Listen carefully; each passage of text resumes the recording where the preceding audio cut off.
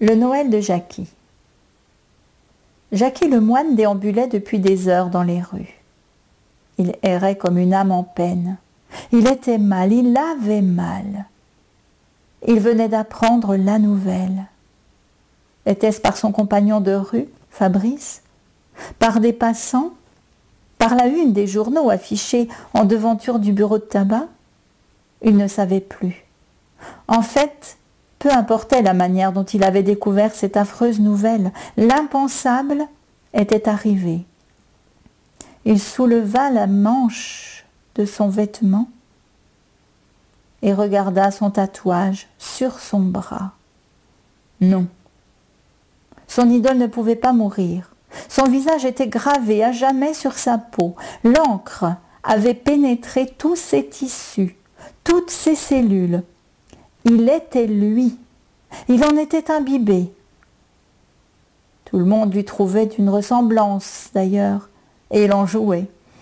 Avant, il avait tous ses disques. Il avait même une pièce qui lui était consacrée, rien que pour son idole de rocker, avec des posters, des objets divers à son effigie, des reliques. Jackie portait le même prénom que son chanteur préféré. Jackie John, une star, non, un dieu. Qui n'aimait pas Jackie John? Qui n'avait jamais chanté ses chansons? Qui n'avait pas connu son conjoint sur l'un de ses slows? Car le rocker populaire qu'il était chantait aussi bien de la variété des slows que du rock. Jackie avait d'ailleurs rencontré sa femme sur l'une de ses chansons. Le célibataire endurci avait enfin rencontré celle qui avait fait chavirer son cœur. La magie des chansons du rocker. Il était heureux à l'époque. Il travaillait comme électricien. Sa femme faisait quelques ménages au Black.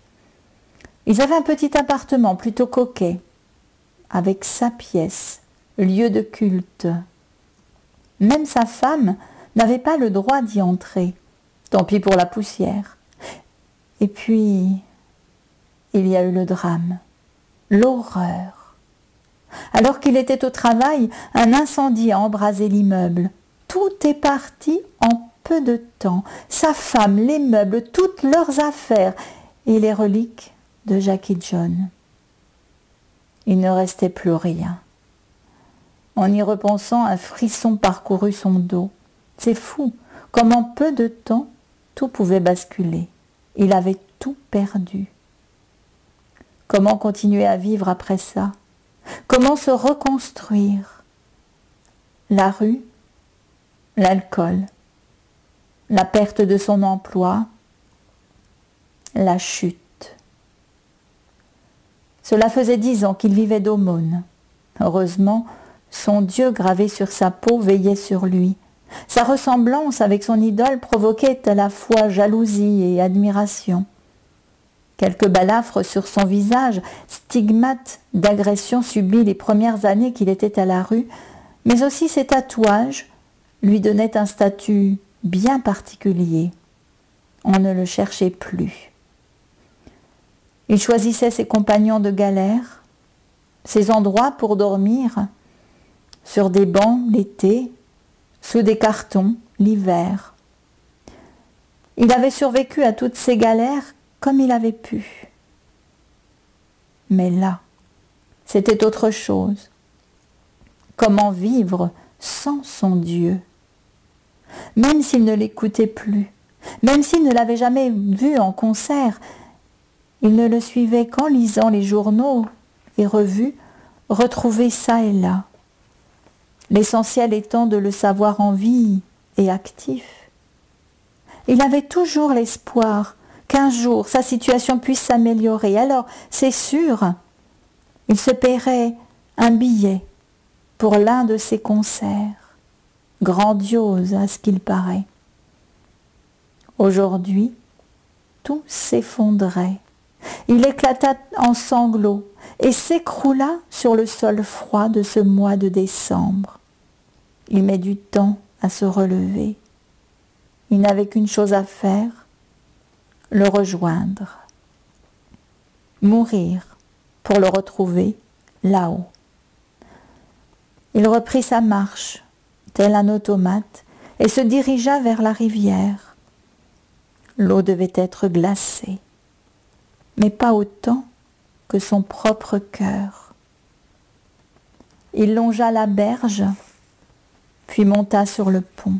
Il enjamba le parapet, se pencha et s'apprêtait à sauter lorsqu'une toux interrompit son geste.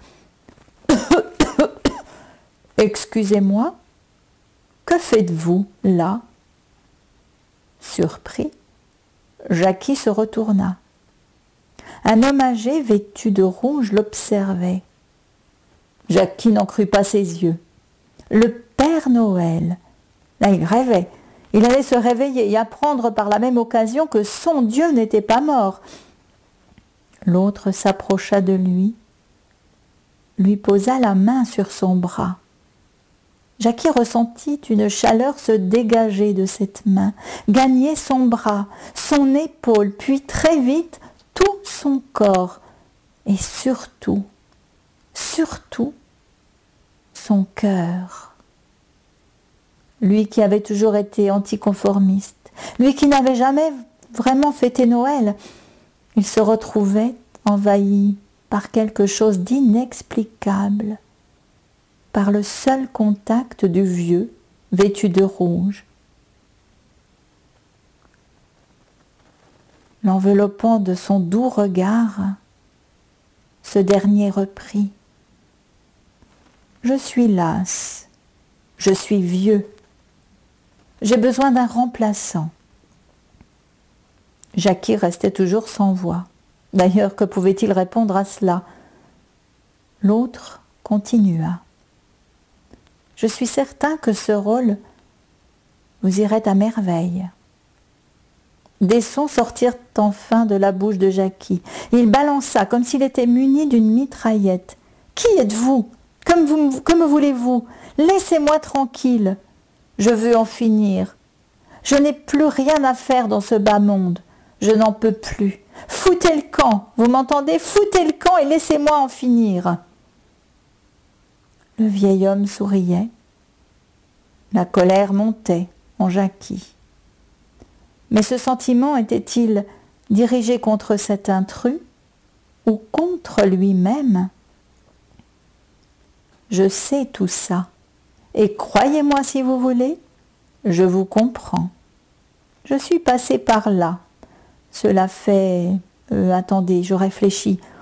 Cela fait presque 40 ans. J'ai voulu me jeter depuis ce même pont. Je n'avais plus rien qui me retenait dans ce bas monde, comme vous dites. Mais un vieux monsieur vêtu de rouge m'a arrêté dans mon geste et m'a donné la mission que je souhaiterais à mon tour vous transmettre, comme une passation de pouvoir, si vous voulez. Jackie éclata de rire. Jamais il n'avait entendu pareille idiotie. Il était victime d'une farce. Des caméras étaient sans doute en train de le filmer. Il portait son regard tout autour de lui à la recherche de personnes applaudissantes et riant, comme il avait pu le voir dans des émissions par le passé, quand il avait encore son appartement et un poste de télévision. Mais rien de tel ne se produisit. Il ne comprenait pas ce qui lui arrivait. Le vieux monsieur l'observait. L'homme descendit du parapet comme hypnotisé. L'autre sortit de sa hotte, un costume rouge, et lui tendit. Sans se poser de questions, Jackie l'enfila. Il lui allait comme un gant. À peine l'eut-il sur le dos qu'il se sentit chargé d'une mission, apporter du rêve et du bonheur. Jamais il n'avait ressenti cela par le passé. Il ne savait même pas que ce sentiment pouvait exister. Tout prit sens pour lui à ce moment, comme une révélation. Fièrement, il déambula dans les rues.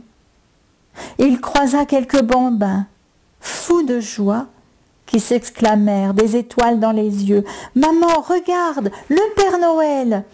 Les enfants coururent jusqu'à lui, les bras ouverts, en quête d'un câlin du vieux monsieur rouge.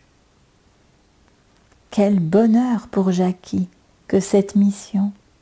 Il se sentait, pour la première fois de sa vie, important, mais surtout vivant. Il leva les yeux au ciel, fixant son regard vers une petite étoile plus scintillante que les autres. Il sourit et lui fit un clin d'œil en guise de remerciement.